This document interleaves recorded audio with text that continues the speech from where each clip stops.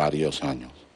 Incluso de decir en algún momento a la oposición, oye, administren sus triunfos y vamos a un diálogo en pro de la nación, en pro de Venezuela. El diálogo requiere sinceridad. Ahora, ¿por qué el diálogo, no?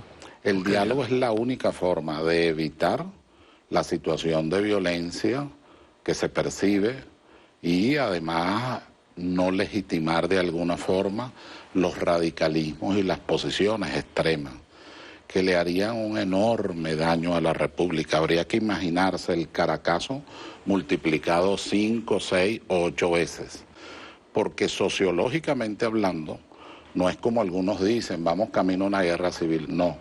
Nosotros vamos a vivir, si permitiéramos eso, una guerra social.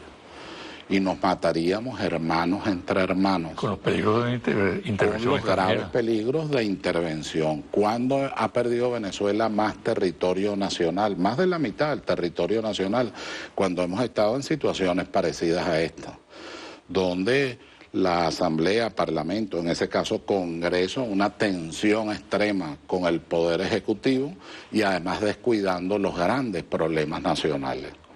Esperemos que eso no se repita, hay que hacer un esfuerzo hacia el diálogo. Yo creo que es posible. Ahora, ¿cómo lo ubicas tú en el contexto geográfico, geopolítico? Creo, José Vicente, que es posible.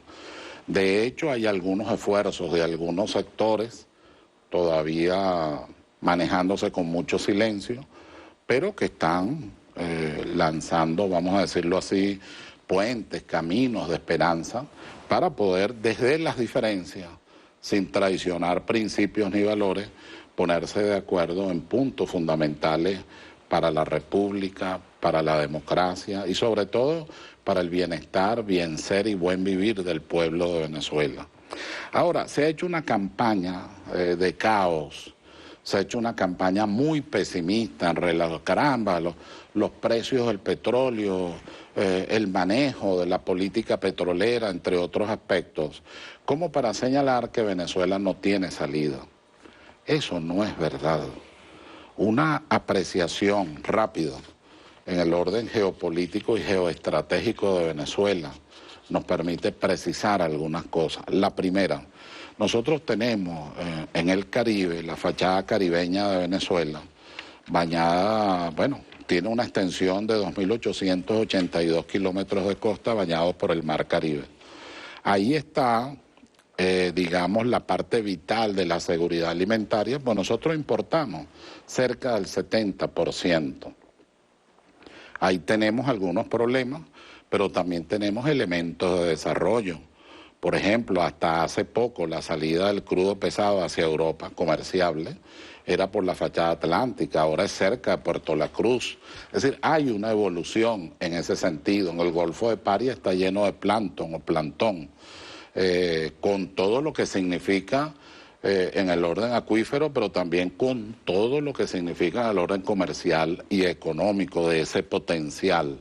Aparte de eso, en la fachada atlántica, donde tenemos lamentablemente el conflicto con Guyana, el conflicto fronterizo, el diferendo fronterizo, bueno, nosotros tenemos allí mucho diamante, desde la mina del Polaco hasta empezar la fachada atlántica, y eso está bañado de oro. O sea, de verdad, si en algún momento podría hablarse del Dorado, es precisamente ahora, con todo el oro que se tiene. Hay que ver lo que significa tener los recursos que tenemos en el mar, la patria azul que llaman los especialistas, y lo que nosotros tenemos en términos de minerales preciosos. Pero si bajamos al Amazonas, entonces ya no es solo minerales preciosos, son estratégicos, plutonio, radio, entre otros, en cantidades fundamentales y muy importantes.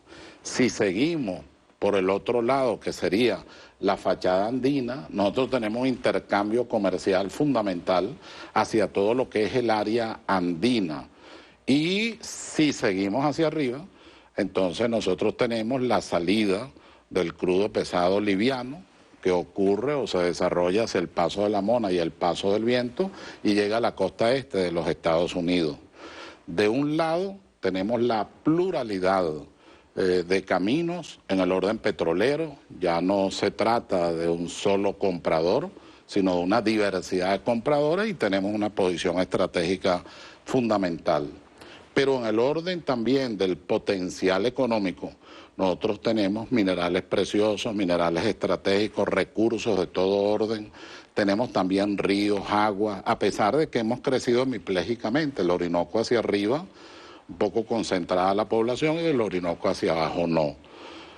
En términos estratégicos, la Constitución previó lo que se llama el concepto estratégico nacional, que debe ser producto de un diálogo, casualmente, de todos los sectores institucionales de la República, incluyendo esa corresponsabilidad entre la sociedad civil y la Fuerza Armada Nacional. Esas razones que tú das son motivos suficientes para ser profundamente optimista. Claro, yo tengo, además, es decir, no es que lo he olvidado, subrayo y aclaro. Nos estamos refiriendo al elemento geopolítico, claro, pero el elemento primario y fundamental es el pueblo de Venezuela, de donde venimos todos nosotros, de extraordinarias mujeres, de madres que fueron madres y padres, que llevaron adelante a su familia, de hombres muy trabajadores y muy capaces, de una juventud que cuando se le dio oportunidad ocupó las primeras posiciones en las mejores universidades del mundo. Eso obliga a crear un clima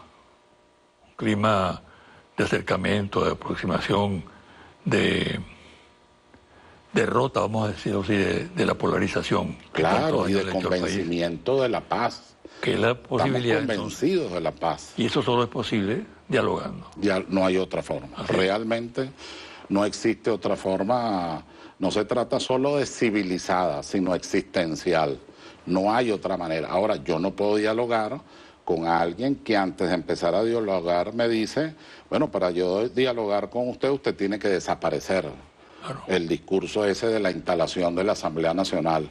Queremos diálogo, pero en 6 meses tiene que salir el presidente. ¿Cuál diálogo es ese?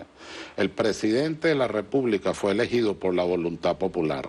De la misma manera como la Asamblea en su pluralidad de circunscripciones expresa la soberanía, el presidente también. Él es jefe de gobierno, jefe de Estado, jefe de la administración pública, administra la Hacienda Pública Nacional, dirige la política exterior, la política de defensa, es el superior jerárquico de la Fuerza Armada Nacional. O sea, por favor, estemos conscientes de lo que estamos hablando y de lo que estamos diciendo. Es casi una irresponsabilidad plantear las cosas en esos términos.